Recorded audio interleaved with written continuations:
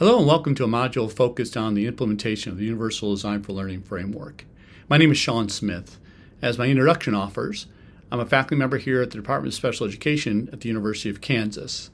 And if you're unfamiliar with the University of Kansas, as I was growing up, became more familiar with it, and fortunately we've had a strong history in meeting the needs of all learners in our department, highly ranked in our research, but also our service to the field. Fortunately, I've been engaged with public schools for my entire career and with Catholic schools for over 25 years. My involvement in Catholic schools actually came about due to my son. I have 4 children, and my oldest son is 23. He's a graduate of the University of Kansas and works in our program for people with intellectual disabilities, and I'll mention that as we go along. But he's also working here at the University of Kansas as a teacher's aide in an early childhood program. And again, I may mention that later on in my presentation. But I mentioned that in the fact that when we sought to put Nolan into Catholic schools, we were told, sorry, we don't serve individuals with Down syndrome in our school. Now, the Archdiocese of Kansas City, Kansas did, but our local parish school did not. That led me to get introduced to our superintendent, who is a wonderful woman, Kathy O'Hara, who's since stepped down and retired. Hopefully she's enjoying her retirement.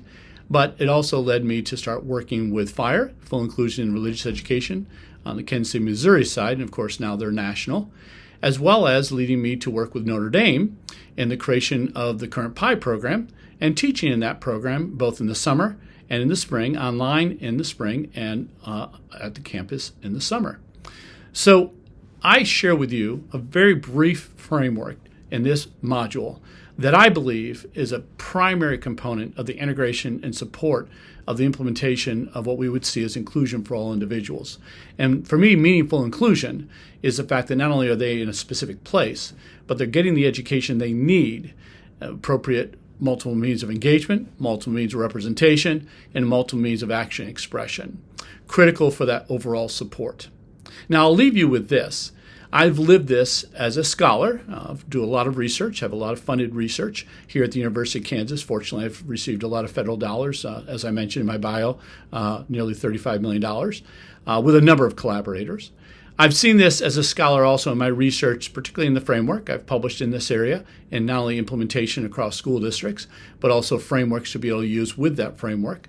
I work with a lot of undergraduates, graduates, and current teachers and related service personnel, and I've seen the impact of the framework on their efforts across the country.